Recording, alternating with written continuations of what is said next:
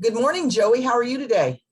Good morning. I'm great. How are you? I'm doing just fine. I'm excited about our topic today, subject-verb agreement. So let's get going here. You've got your subjects and then you've got your verbs. And Joey, do you remember where subjects and verbs live in your sentences? Do they live in phrases or do they live in clauses or do they live in both? Probably neither. Both. I don't know. You know, that's okay. That's okay. We haven't really covered phrases, but we did talk about independent and dependent clauses. And the way to recognize a clause is that's where all of your subjects and verbs live. And that's going to become even more important for you to remember. And you'll see why a little bit later in today's workshop. But subjects and verbs live in clauses. So we're going to do a quick little review. Yep, verbs are incredibly complicated because they are the words we use to express time in our sentences. Both real time, possible time, and imaginary time. And for those of you that are watching this as a recording, you can go back and see the workshops on verb tense.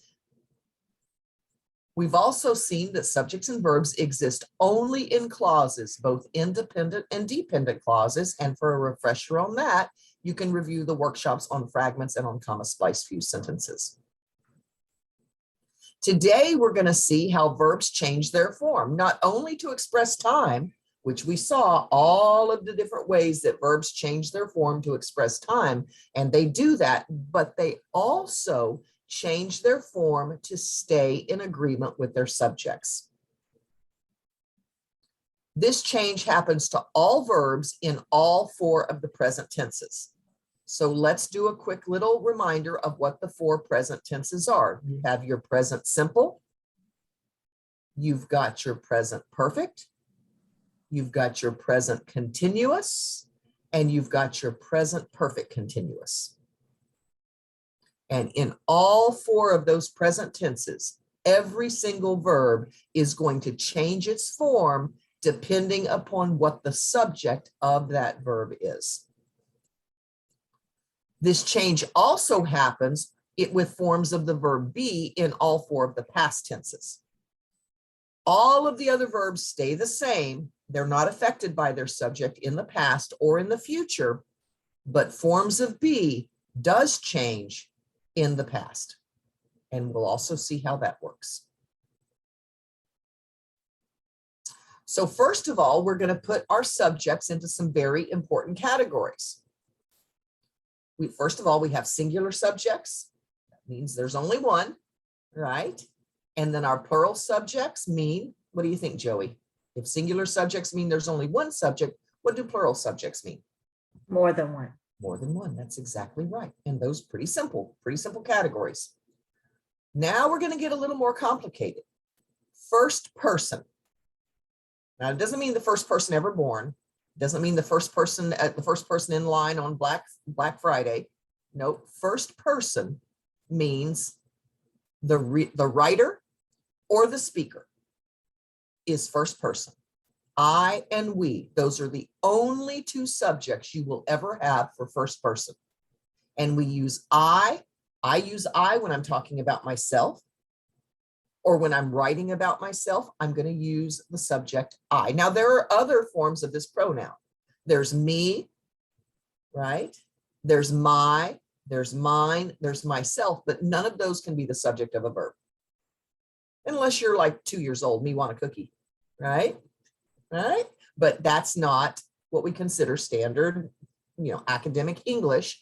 I is the only first person singular subject. I want a cookie.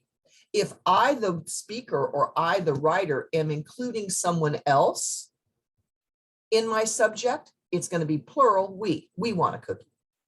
And again, there are other pronouns. There's us, right? There's our, ours, and ourselves. None of those can be subjects. Only we can be first person subject. So if you have a professor that says it's okay to use first person in your essay, that means you're allowed to talk about yourself.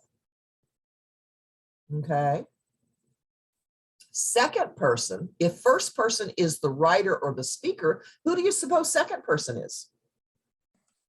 Who you're talking to.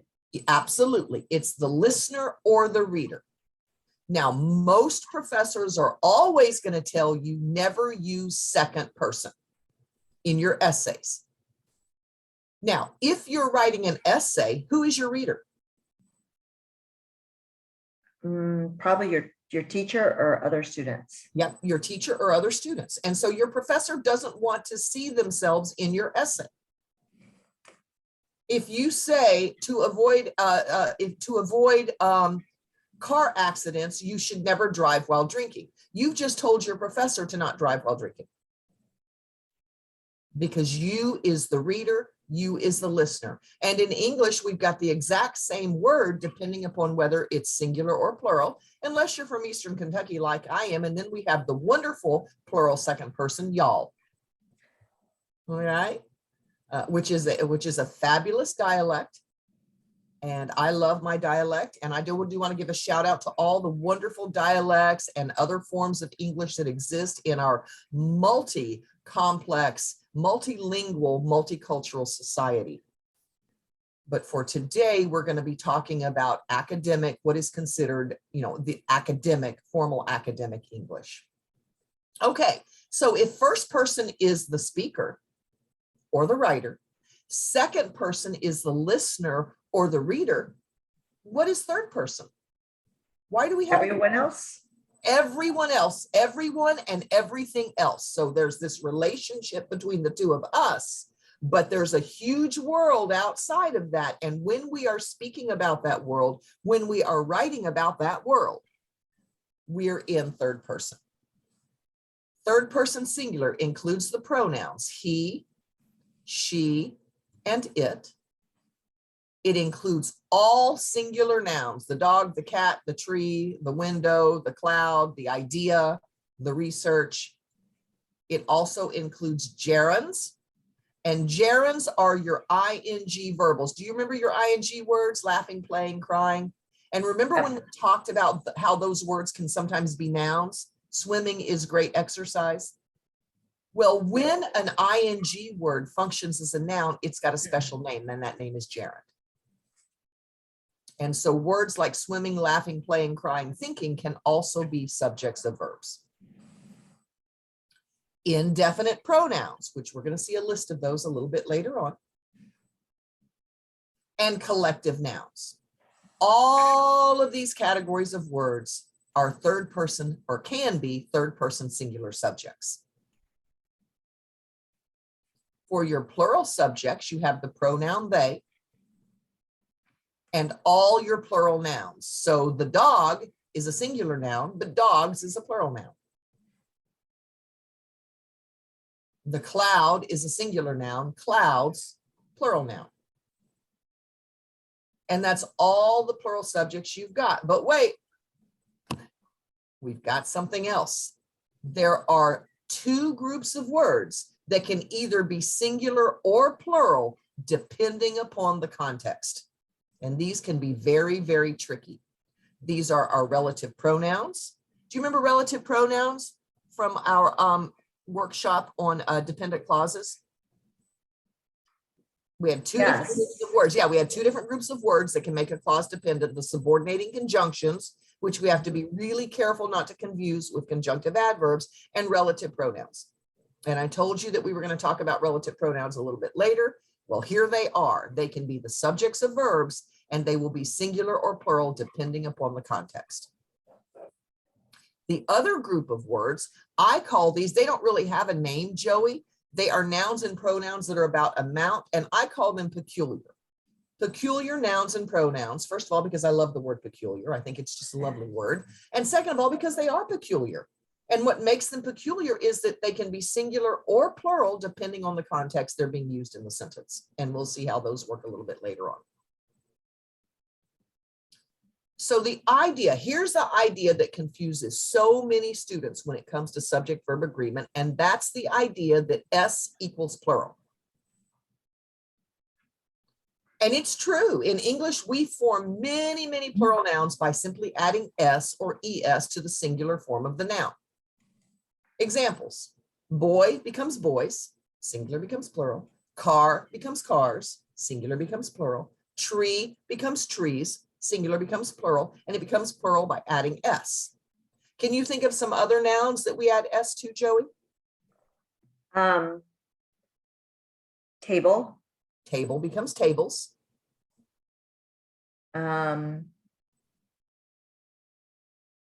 Yard becomes Yard becomes yards. I see a piece of a picture behind you. Does picture become pictures? yes. Chair becomes chairs. Here become chairs. Smile becomes smiles. Yep. Eye becomes eyes. Yes, lots and lots and lots of singular nouns. We turn them into plural nouns by simply adding S. But guess what? Not all plural nouns end in S. Children, men, women, teeth, mice, people, all of these are plural nouns, but none of them become plural by adding S. What is the singular noun for children? Child. Child. Child becomes children. What is the singular for men? Man. Man. What about women? Woman. What about teeth? Tooth. What about mice? Mouse. What about people?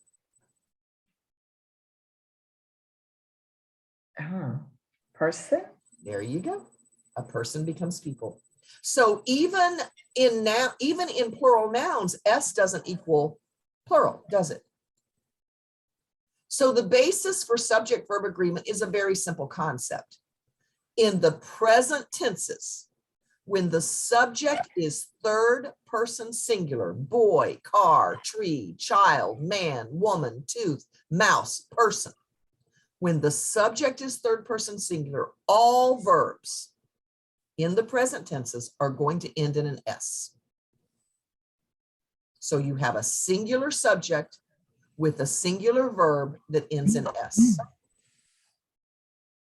So it's very important that you remember S does not equal plural. Get that out of your head and replace it with we create many plural nouns by adding S to singular nouns. That is true. That does not mean that S equals plural. It's like saying, okay, my car is a RAV4. That's a Toyota. Every RAV4 on the streets, every single RAV4 is a Toyota. That does not mean all Toyotas are RAV4s.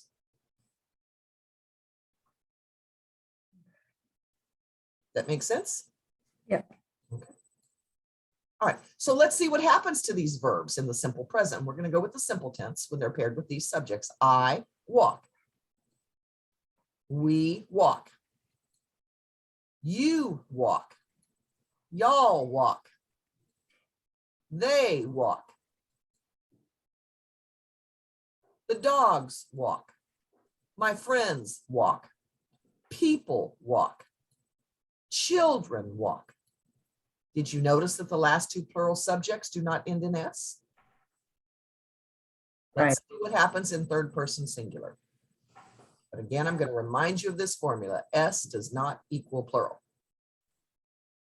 Third person, he walks. Uh-oh, look what happened to walk. She walks. It walks. The dog walks. My friend walks. The person walks. The child walks. This is subject-verb agreement. Making sure that your verb matches the subject. That's all subject-verb agreement is.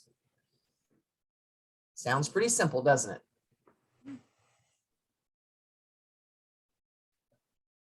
All right. So did you notice that walk just became walks? All we did was add an S to the verb walk. But the verb be, we use an entirely different word. So let's see how that works. I am happy. We are students. You are a student. Y'all are my students. They are tired. The dogs are hungry. The children are students. But let's see what happens in third person. He is tired. See what just happened? Now notice that am is first person singular and all the others are. So there's some, be is a very complicated verb. It makes a lot, it changes more than any other verb in the English language. She is a teacher. It is a blessing. The dog is hungry. The child is 5 years old. Notice the word is ends in S, makes it a little bit easier, right? And it is only used for third person singular subjects. So that little S rule, even though the word changes, the whole form of the word changes, that little S rule still applies to your third person singular verbs in the present tense. But here's some other present tense verbs that change. All right, you don't just add an S to do. You don't just add an S to have. All right, notice that do and have are the same for all of these, but when we get to third person singular, here comes the S. Do becomes does and have becomes has. I didn't finish the sentences in the interest of time, just wanted to show you that that S rule applies.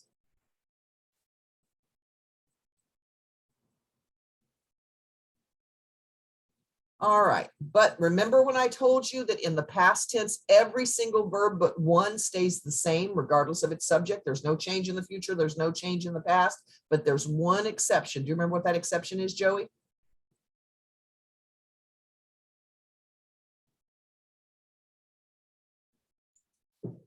It's the verb be.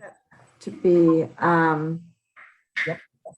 The one past tense verb that does change its form based upon its subject is the verb be. Let's see how that works. I walked. We walked, past tense. Notice walk stays as walked, walked, walked, walked, walked, walked. Laughed, laughed, laughed, laughed. Doesn't matter. Cried, cried, cried, cried. Ate, ate, ate, ate. Doesn't matter. Past tense verbs all stay the same with one exception. And that's the forms of the verb to be. I was happy. We were students. Notice that was, now in first person singular, you've got an S.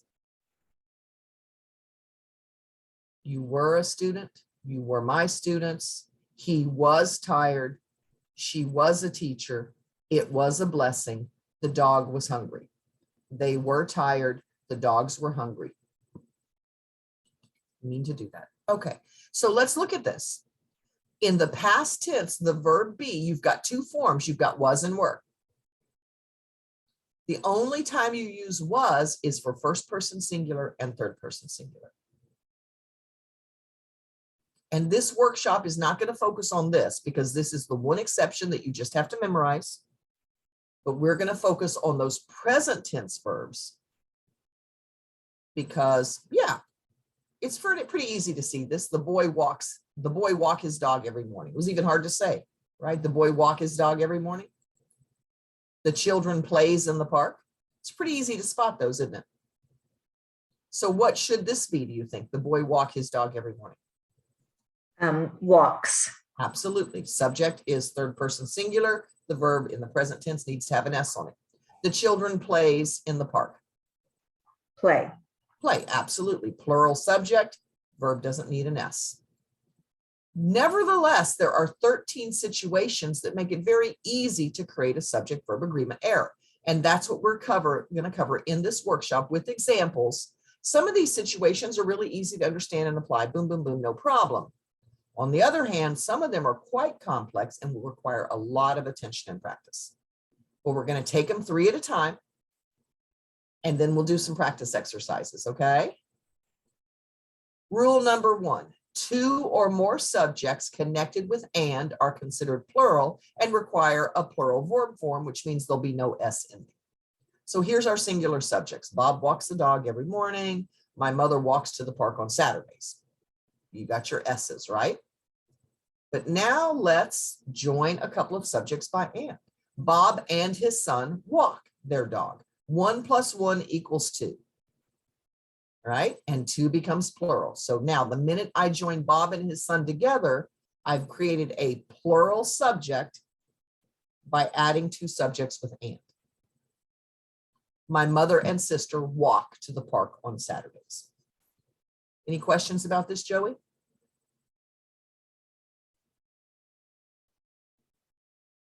And that's the same for if I use first person.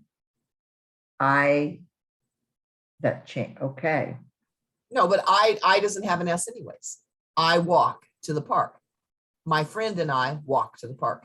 Okay. Right? So third person singular is the only place we have to worry about this. I'm going to stay the same no matter what I add to me, add to myself as a subject. The same is true with you. You and your dog, you walk to the park, you and your dog walk to the park. It's only in that third person singular that we have to worry about whether or not to add that S to the verb. Good question, Joey. Rule number 2. When two or more subjects connected with and are modified by the word each or the word every, the subjects are considered singular and require a singular verb form, ending in S for present tenses. The girl and boy are going to school. There I've connected boy and girl with and, therefore I bumped right over to that plural category. Right? 1 and 1 is 2. But now if I put that word each, now I'm looking at each boy and each girl. And think about this conceptually. When you say the boy and girl are going to school, you kind of see them both together, don't you? Yeah. Yeah. But if you say each boy and girl is going to school, you don't see them together anymore, do you? No.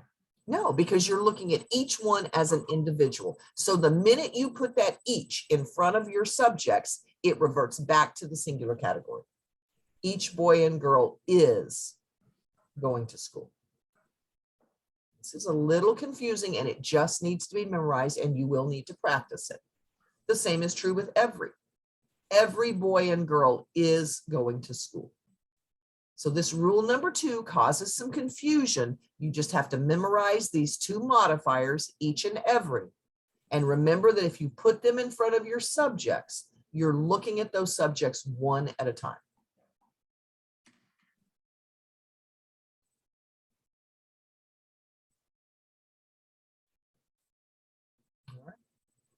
Rule number 3. Now we're going to look at some more of our fanboys because and is one of our fanboys.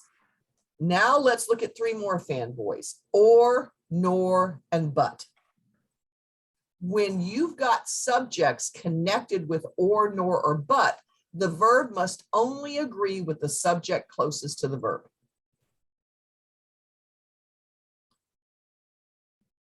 Neither Bob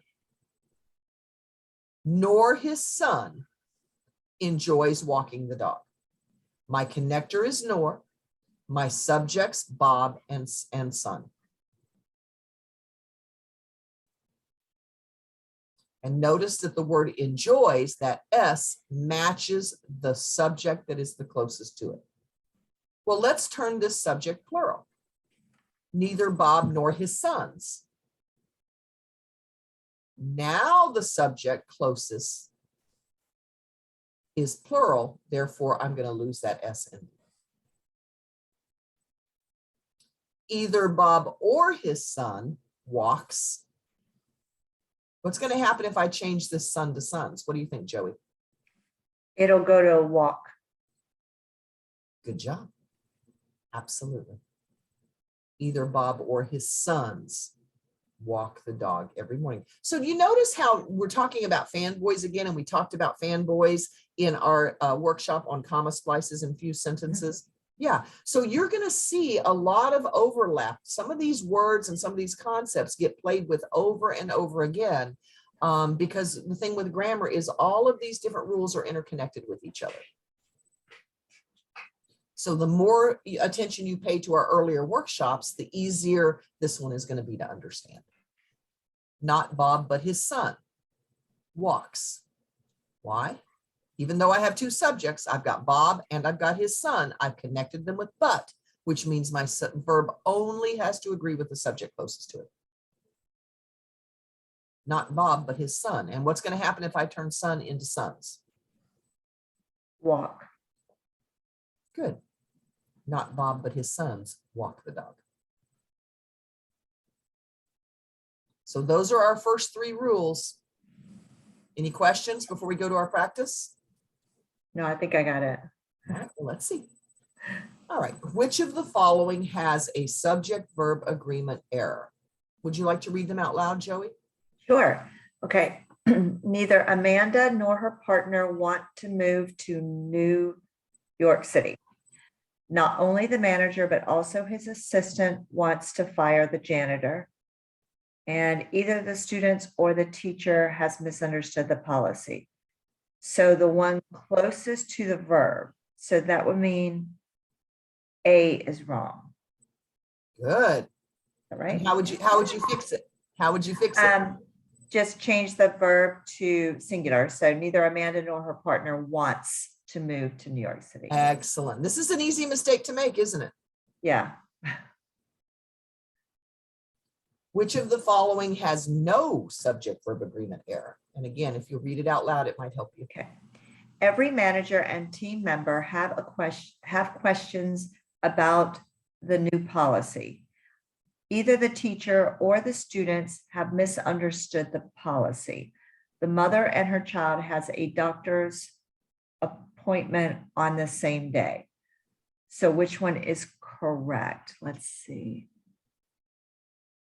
Every.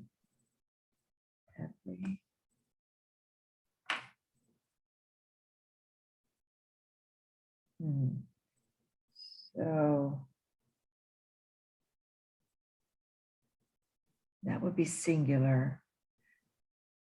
So that one's wrong. Either teacher or students have. So B is correct. Good job, Joey. Yeah, I think you do have it. Good. And so how would you fix A? That was confusing. That's what I was looking at, that rule. So it makes it singular. Every makes it singular. So every manager and team member has questions. Good. And how would you fix C? That has to be plural because it has an and. So the mother and her child have a doctor's appointment. Perfect. Good job. All right. Now, rule number 4. Most indefinite pronouns are considered singular and require a singular verb form ending in S for present tense. And here's a list of these indefinite pronouns that are considered singular. Nice big fat list of them. We're not going to go over each and every one of them here. You can always consult the Oracle and get the list or refer back to this slide for a list of these indefinite pronouns. Okay, those that are watching the recording have the ability to pause it at this point and simply write them all down. But Joey, we're going to move on. You're going to be at a little bit of a disadvantage here, but we will get through it and we'll learn from our mistakes. Okay. Here's some examples. Everyone is trying to understand the new policy. Now it's like, but when you say everyone, why isn't that plural? That's English. It's an indefinite pronoun. That's the rule. I didn't make the rule. It is what it is. It does have that every. Nobody wants to go to lunch today. Now here's a confusing one. Neither is planning to speak tonight, but notice this little group of words here. That's a prepositional phrase. And remember when I told you at the beginning of the workshop, subjects and verbs don't live in phrases. And this is why it's important to remember that, realize that, and be able to isolate your phrases. Neither is planning to speak tonight. Now, let's go back to our rule number 2. Here, I've connected my subjects with nor. I've created a pair, neither and nor. Neither the senator nor his wife is planning to speak tonight. Now, so neither can either be the subject or it can be part of a connection team, neither nor, meaning the subjects are the senator and his wife. So what if the senator is a polygamist and has 3 wives? So this becomes plural. Neither the senator nor his wives. What's my verb going to be then?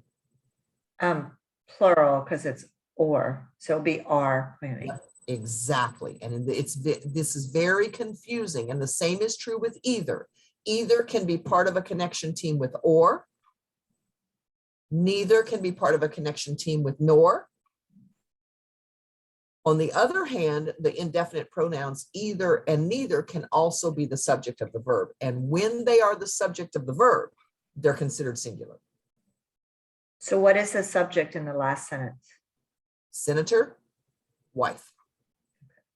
And your connections are neither nor. So when you see neither, just look for the nor. If you see the nor, you know it's not the subject of the verb. It's a connection. When you see either, look for the or. If you see the or, that means it's a connection. If there is no or, it may very well be the subject of your verb. I told you some of these are a little bit complex and require some practice. All right, let's move on to rule number 5. And I already mentioned that the subject of a verb is never in a prepositional or verbal phrase. Therefore, you must isolate the phrase and find the proper subject. Now, I've got a list of the most common prepositions on the next slide. Verbal phrases are covered in workshop 1 on verbs and verbals, so you might need to refer back to that. Everyone in both of my classes is struggling with grammar. The Constitution, including all 27 amendments, contains 7,591 words. I consulted the Oracle for that one, by the way. Bob, with help from his wife and brothers, has built a very successful business. Neither of the senators is planning to speak tonight. Notice that the subjects are in this beautiful fuchsia pink. The verbs are in this beautiful fuchsia pink, but notice that there's a lot of words between the subjects and the verbs that could be a little bit confusing. So I like to isolate my phrases to make sure that I have found the correct subject, and then I can make sure that my verb matches. But let's go back to this sentence. Bob, with help from his wife and brother, has built a very successful business. Who's the primary builder here? In the way I've worded this sentence, who's the main builder? Bob. If this partnership gets dissolved, who's going to get the lion's share of the proceeds? Bob. If they did this together and they all want an equal share, they better make sure that this is how that contract is written. Bob, his wife, and brothers have built a very successful business. Now they are equal subjects. So when you decide to put a noun, make a noun your subject, or to put that noun in a prepositional phrase, remember you are sending a very subtle message to your readers about how important that noun is. If that noun gets relegated to a phrase, it's not going to be on equal footing as the noun that is the subject. Does this make sense, Joey? Yeah. And here are your common prepositions. And remember, a subject never shows up after these words. And there's a bunch of them. So again, you're going to need to, those of you that are watching this as a video, you may want to stop and write these down, or you can just consult the Oracle and print out a copy of the most common prepositions in English. But any noun that shows up after these words when they're functioning as a preposition, not going to contain a subject or a verb, as we saw in the previous slide. Rule 6. Some indefinite pronouns and nouns are peculiar because they can be singular or plural depending upon the object of the prepositional phrase. These words, such as all, half, some, none, most, part, are always about amount. It's very important that you not confuse these with your indefinite pronouns that are always singular. Some of the cake is gone. Some of the students are gone. Now, cake and students are not the subjects because they're in a prepositional phrase. But when you're dealing with words that indicate amount, you actually have to look at the object of the preposition to determine whether this is singular or plural. None of the bread has been eaten. But now what if none is the subject and the object of the preposition is potatoes? Have been eaten.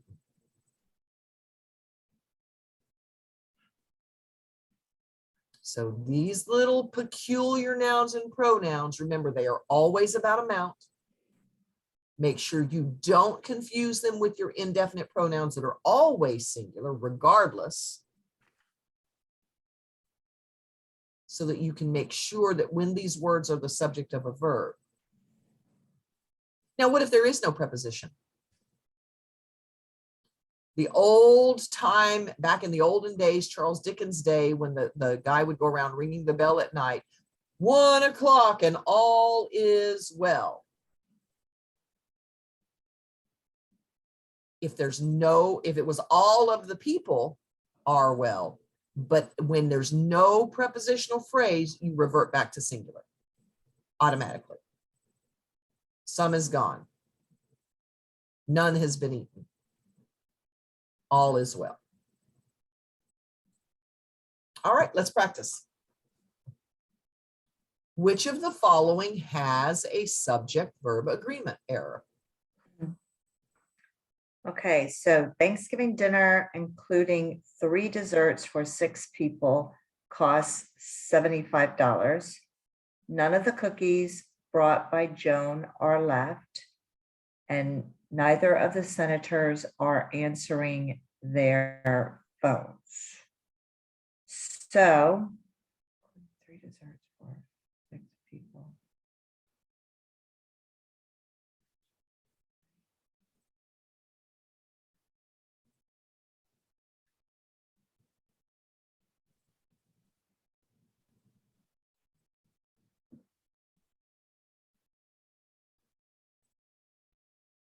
So C. Good job. Okay. Yeah. So let's look at A. What's the subject? The verb is costs, but what's the subject? What is it that costs $75? Thanksgiving dinner. Boom, exactly. Including 3 desserts for 6 people, including 3 desserts, present participle phrase, for 6 people, prepositional phrase. None of the cookies brought by Joan are left. There's your verb are. What's the subject? None. Exactly. But you had to look at the prepositional phrase to determine whether none was singular or plural because it's about amount. And what's the subject of are answering? Neither. Good. Good job, Joey. Here's another one. Which of the following has no subject-verb agreement error? Okay, every single one of my students are doing very well this semester. Neither of the patients is running a fever, and the mother, along with her 3 children, are eating pizza. So neither is every. Only one of them is correct.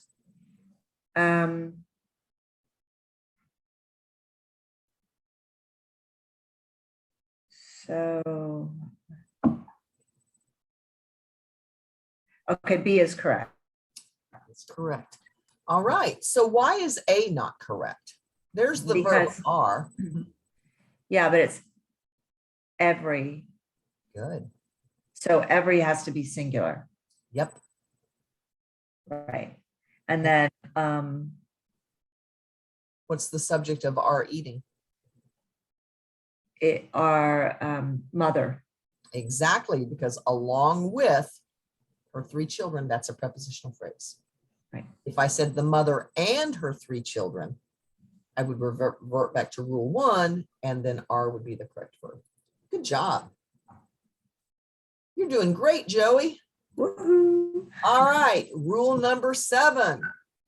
Now, what I'm going to suggest for those of you that are watching this video, this is a really good time to pause the video and maybe even go back over the first 6 rules and make sure that you really understand them before we proceed, because this is a lot. Joey, you're at a bit of a disadvantage because we've got to keep on going. All right. But again, I do trust, Joey, that you're going to go back and watch this again and take your time with each of these rules because it's a lot of information.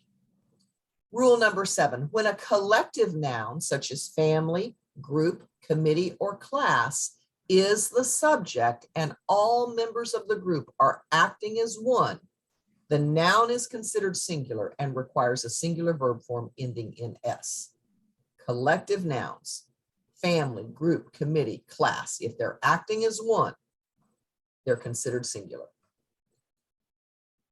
The flock of geese is flying south for winter. Now notice flock is my subject. I've got a little prepositional phrase here. Those little phrases slip in everywhere. Because if I just say the flock is flying south for winter, you're going to say, what flock? Right? So the flock of geese is flying. If I don't like the way that sounds, I'll just say the geese are flying. Right? Or the geese in a flock are flying. Right? I have lots of options for how I want my sentences to sound and what I want the subject of my verb to be. My entire family.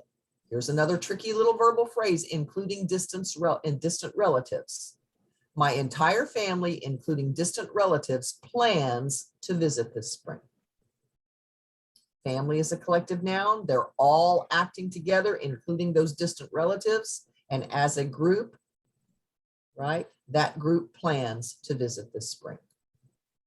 The class, full of curious students, has arrived early each day to ask questions. Just like you, Joey, showing up early. Has arrived. Questions about this one, Joey? Rule number 8. Going right back to S does not equal plural. A few nouns such as economics, mumps, measles, and news, they end in S, but they're considered singular. You can tell these S words are singular because if you take away the S, you don't even have a noun anymore. For example, economic and new are adjectives that describe a noun. Mump and measles just don't make any sense.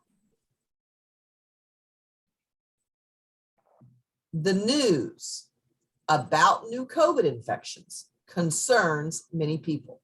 Now notice I created another prepositional phrase here. About new COVID infections, put a plural object, plural noun in that phrase, but the subject is news. Mumps has become less common thanks to vaccines.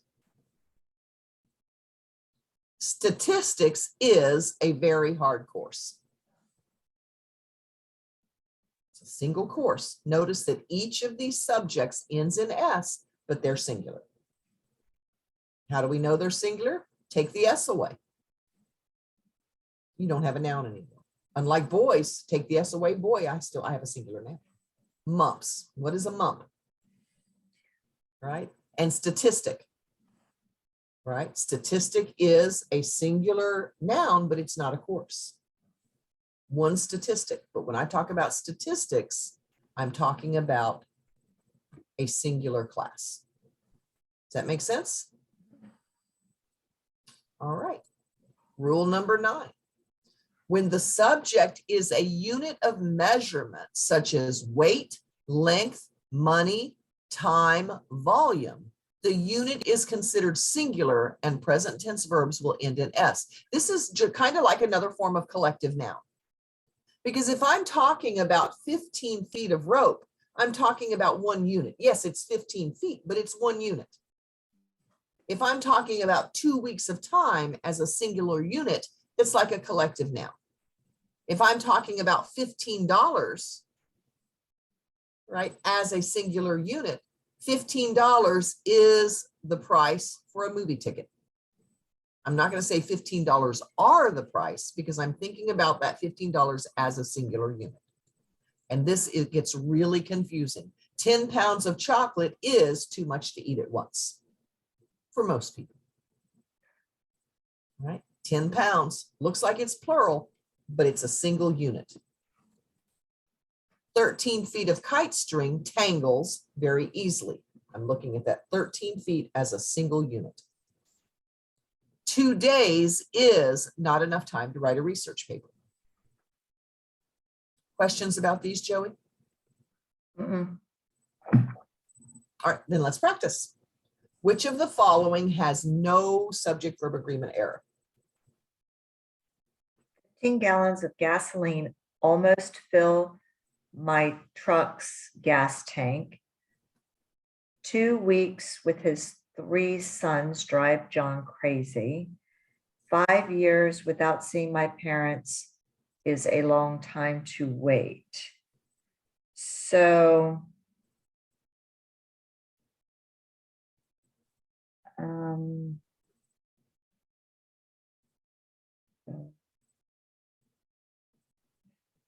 15 gallons fills.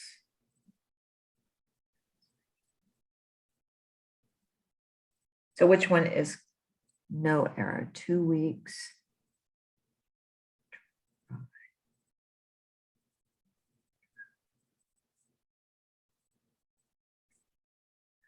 Number 2, B. Number 2 has no. Okay, so you've got drive. What is the subject? 2 weeks. Oh, so weeks is plural. It is plural. So that's right. Right? This one is right. Okay, let's see. Oh no. Yeah, 2 weeks is a single measurement of time. Okay. 2 weeks with his 3 sons drives John crazy. Gotcha. It's not his sons, because with his 3 sons, prepositional phrase, the 2 weeks is a single unit. 5 years is the subject of is. Okay. 5 years without seeing my parents is a long time to wait. Yeah, this one gets a little tricky, especially when we're thinking about time. Mhm. But then we said, when we talked about verbs, we talked about how complicated time is anyways, right?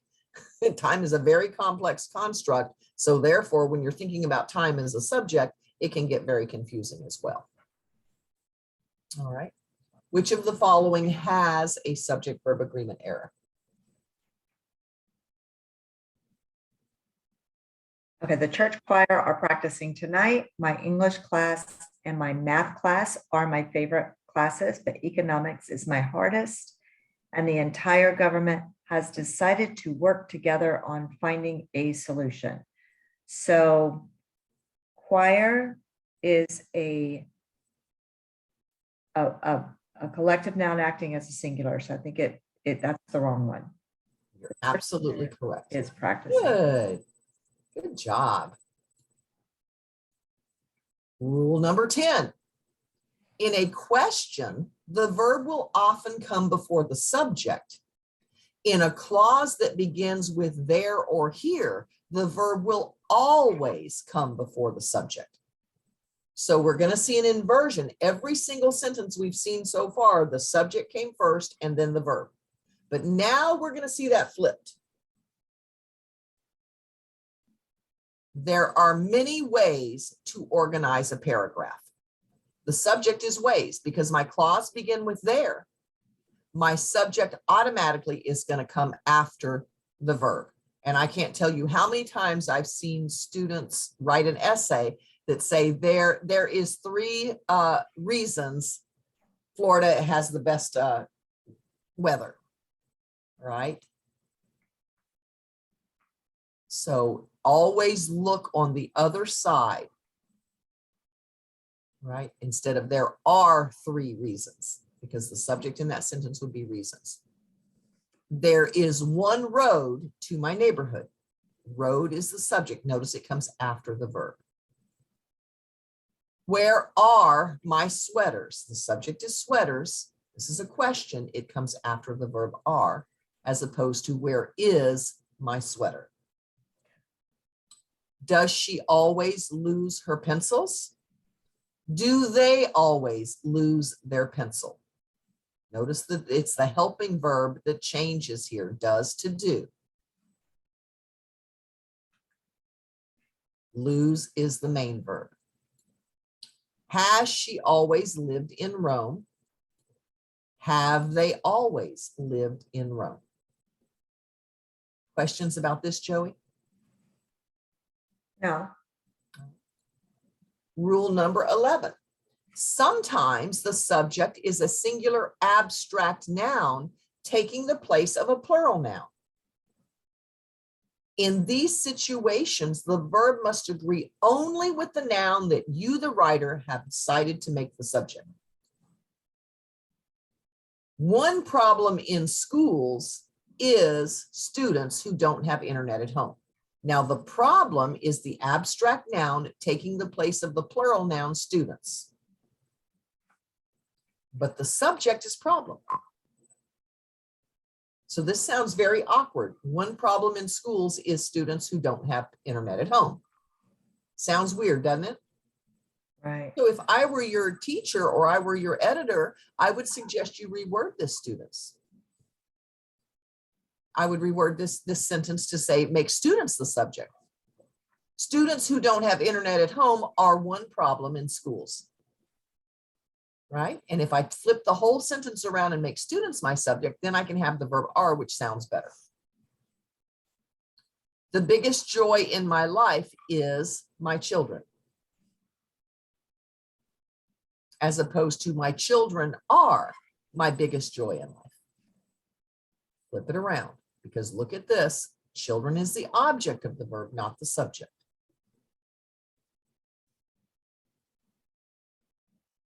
Rule 12, there are gerunds. Oh, and we're going to look at infinitive verbals. And remember, those are your verb forms that come after to.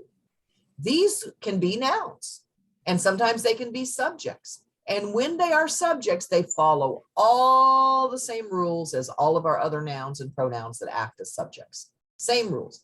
Reading with old scratched glasses causes eye strain. Reading is my subject. It's singular. It's the only subject. Therefore, the verb is going to have an S in the present tense. Now, but what if I connect two gerunds with or? Now I've got rule number 2, right? Going on vacation or staying home is a difficult choice during a pandemic. All I have to do is look at staying.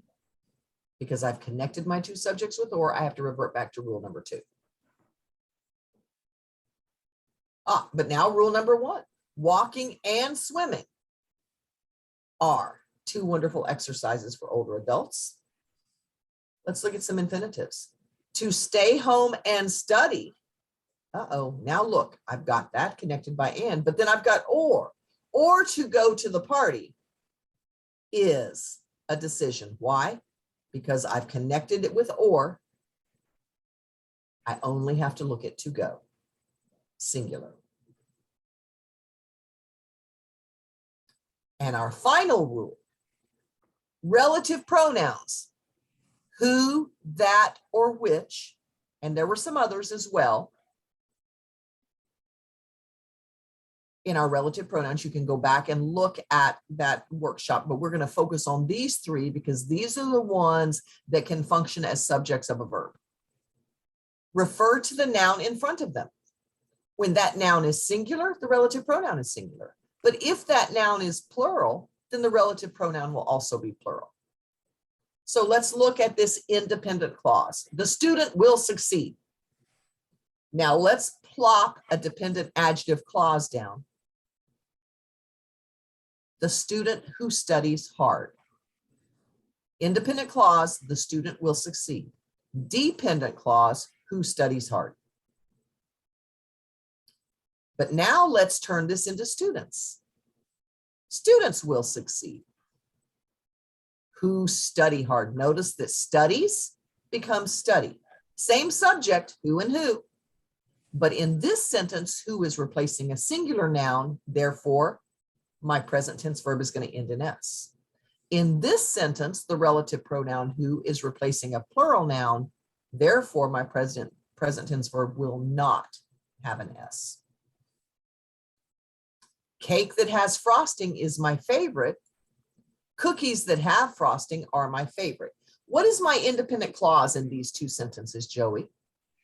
So cake frosting is my favorite. Independent. Try again. Frosting is my favorite.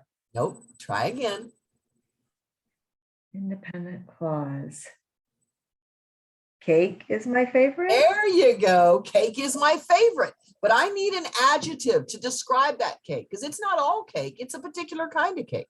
Has So frosting. I'm creating a dependent adjective clause to describe the kind of cake that is my favorite. And it is cake that has frosting. I could also just make that a prepositional phrase. Cake with frosting is my favorite, right? I have lots of choices as a writer. Mhm. So now let's go to the second one. What's the independent clause? Cookies are my favorite. There you go. And what kind of cookies? That have frosting. There you go. And the relative pronoun that in the first sentence, that is replacing a singular noun. Therefore, it's going to have a singular verb form.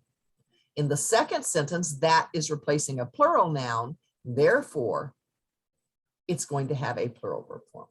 Good job, Joey. All right, let's practice.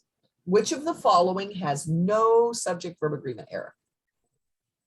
Okay, so running with dogs and swimming with a dolphin is great fun. The biggest problem we face is squirrels scratching people's cars, and running with a dog or swimming with dolphins are great fun. So number one is not correct because of the and. That makes it plural. The biggest problem. So running with a dog or swimming. So number B, letter B is correct. It's the only one that is correct. That's exactly right. Yeah, it was a tough one, right? Yep. Yeah, when you get into these gerunds, and then you have to remember your and rule, gerunds, you have to remember your or rule, and then this one just sounds so wrong, but the subject is problem, but problem is replacing the plural noun squirrels. Very confusing. But you're doing a great job, Joey. So those are our 13 rules. Oh, no, wait a minute. We got one more practice. Okay. All right, one more. Which of the Okay, so following has no subject-verb agreement error? A, any student who struggle with grammar can get help. Any students who struggles with grammar can get help. Students who struggle with grammar can get. So C has no error. Excellent. Good job. You're doing really well with these relative pronouns. Who and who, but here who is replacing singular. So what should the verb be? It's got to be singular. So struggles. Any students who? Struggle. There you go. And students who struggle. Good job, Joey. All right. So now let's do our little review. Subjects and verbs must match in agreement. In the present tenses, a third person singular verb will always end in S. Subjects and verbs only appear in clauses, never in phrases. Sometimes phrases and entire dependent clauses will come between a subject and its verb. Therefore, it's important to isolate these phrases, and I find parentheses are helpful. You'll notice I just put a colored block to indicate those, but when you're writing, when you're doing your own editing and proofreading, you can just put parentheses around your phrases to isolate the subject.